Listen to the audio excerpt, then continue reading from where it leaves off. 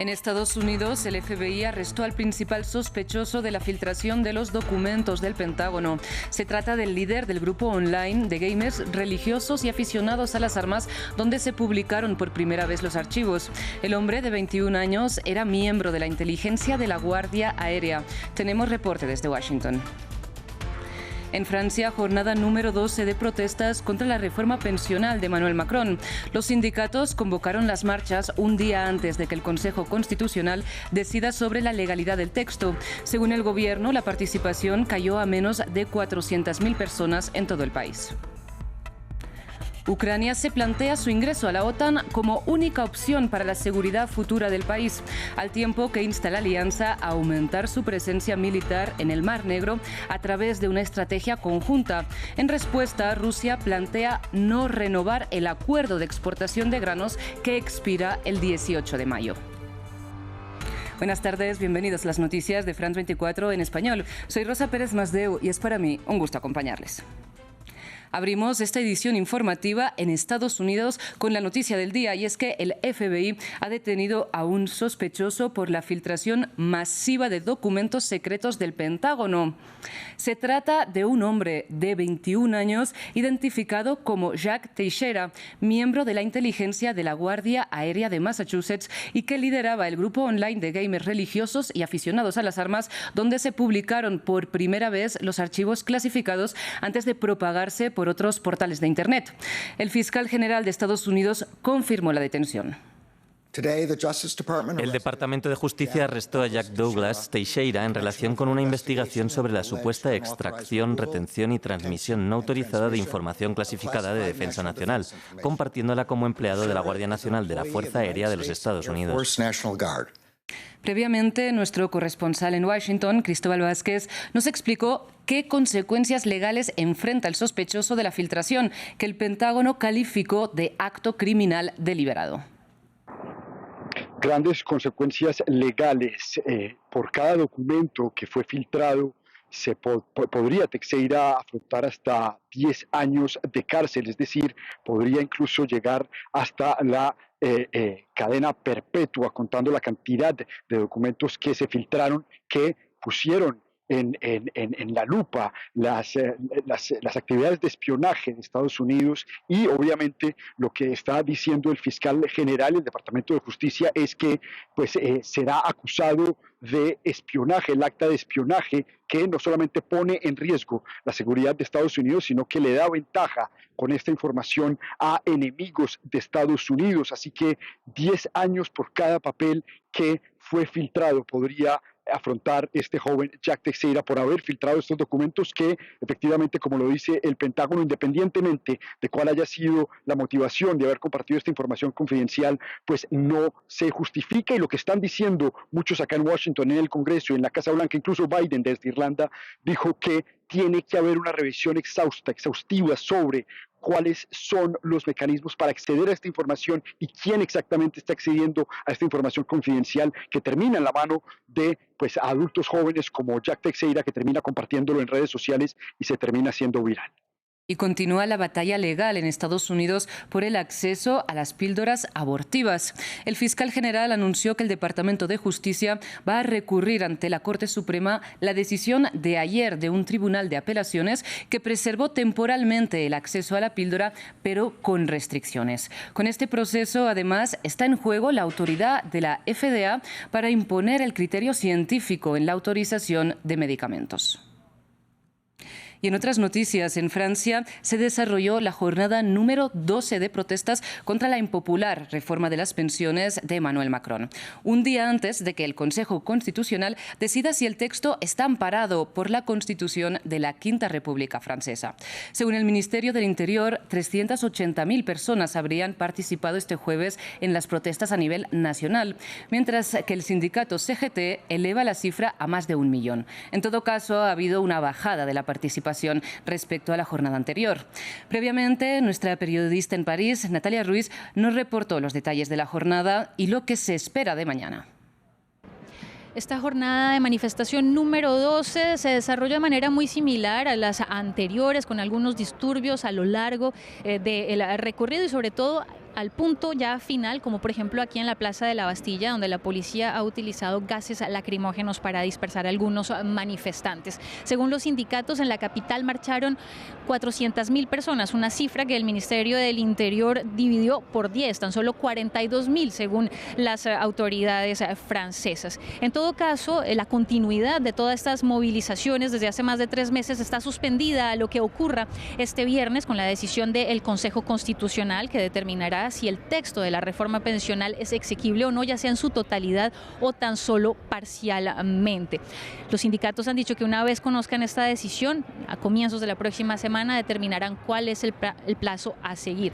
Pero también todos están muy pendientes de si el Consejo va a dar o no luz verde a que se realice un referendo y se someta al voto popular pues toda esta reforma pensional. Pero para esto habrá que conseguir antes prácticamente 5 millones de firmas por parte de los electores franceses. Ese es uno de los requisitos.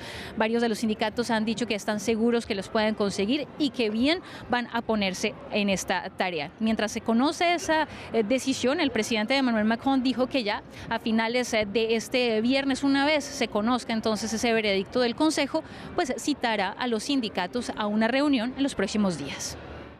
Y en Dublín, en un discurso ante el Parlamento irlandés, el presidente de Estados Unidos, Joe Biden, pidió a Reino Unido que trabaje más de cerca con la República de Irlanda para evitar el resurgimiento del conflicto norirlandés.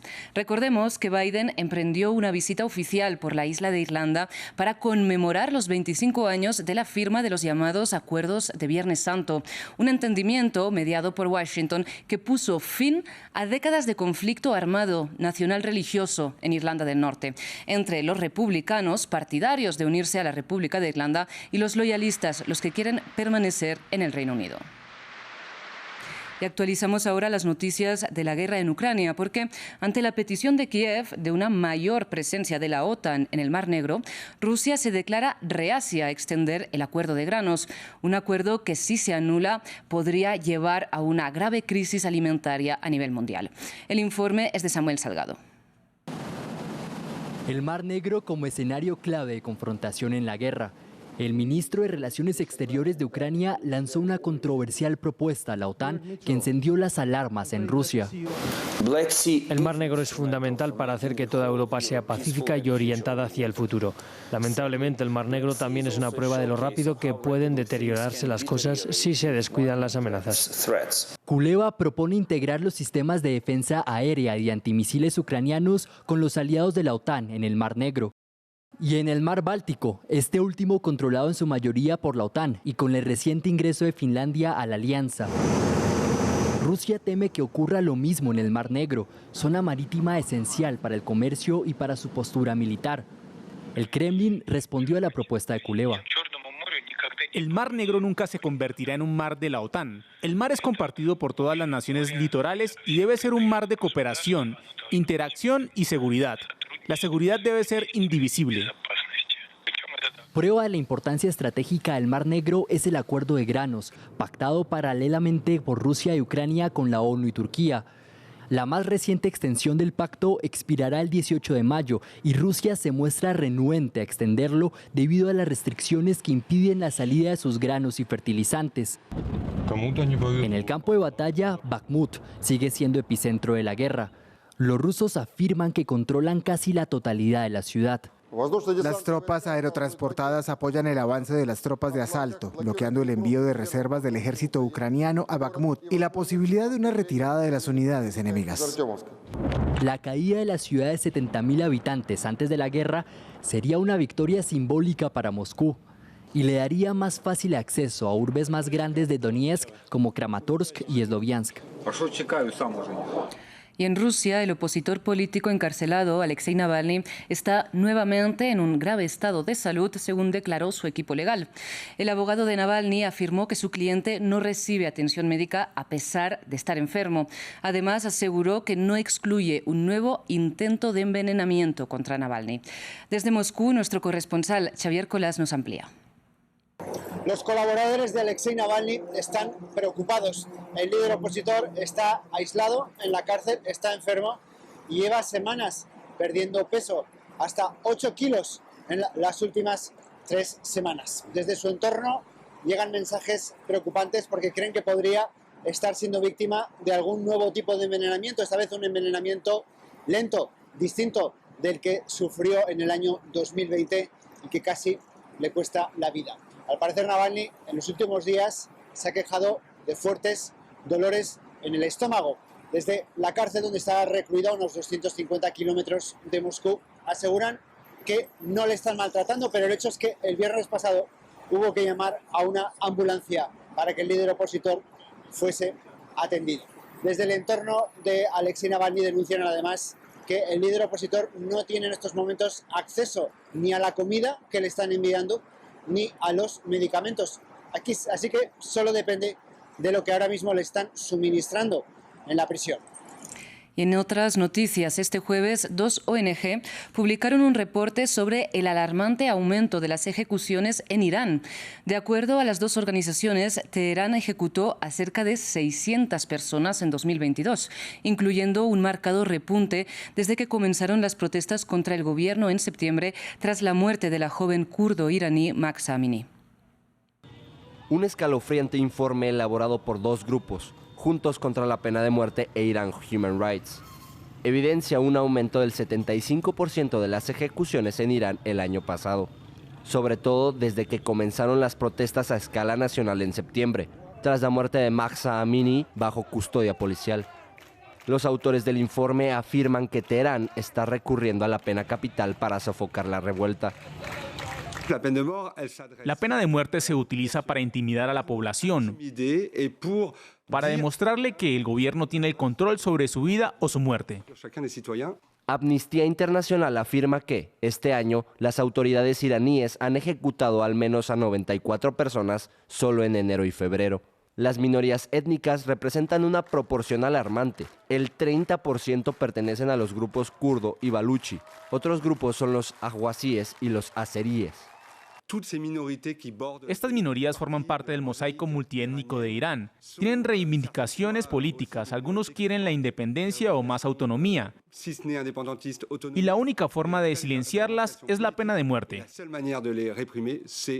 Irán es el segundo país del mundo, después de China, con mayor número de ejecuciones. Las mujeres están sobrerepresentadas en el corredor de la muerte y los menores no están exentos. El nuevo informe denuncia juicios injustos que a veces duran solo semanas, con presos a menudo obligados, bajo tortura, a confesar. Y cerramos con deportes, porque la propuesta de celebrar ciertos eventos de natación en el río Sena de París fue clave para que la ciudad se hiciera con la sede de los Juegos Olímpicos de 2024. Pero a poco más de un año de las competiciones, los esfuerzos masivos de limpieza de las aguas están en pleno apogeo. Los funcionarios parisinos esperan convertir uno de los ríos más románticos del mundo en un lugar apto para las justas olímpicas. Estas imágenes se remontan a 1935 y la ciudad de París ha prometido hacerlas realidad de nuevo. Nuevamente, los nadadores utilizarán las aguas del río Sena para competir en los Juegos Olímpicos de 2024. Tendremos maratón de natación y triatlón para los Juegos Olímpicos y Paralímpicos en el Sena. Ha sido un proyecto durante décadas y eso es para mí una demostración fantástica del poder de los Juegos. Para alcanzar su objetivo, los funcionarios se han centrado en las casas ribereñas y los barcos que habían estado tirando sus aguas residuales y les han pedido que se conecten a la red de alcantarillado. También han invertido más de 500 millones de euros en infraestructura. Contamos con una instalación de almacenamiento que puede tomar hasta unos 50.000 metros cúbicos de agua, equivalente a 20 piscinas olímpicas que nos permitirán contener el agua de lluvia para evitar que las alcantarillas se desborden. Y luego, el agua que se almacena aquí se volverá a tratar progresivamente una vez que deje de llover para evitar que se contamine el Sena. La ciudad dice que sus esfuerzos ya están dando frutos, con la aparición de más especies de peces y el mejoramiento en la calidad del agua en algunas áreas, incluso si no es cristalina. Francamente, si tomara una medida y viera que es buena, saltaría y nadaría de inmediato. Los funcionarios esperan que todos los parisinos puedan nadar en el futuro en su emblemático río, por lo que estudian 5 lugares para abrirlos al público un año después de los Juegos, en 2025. Muchísimas gracias por su atención. Sigan con más información en France24 y france24.com.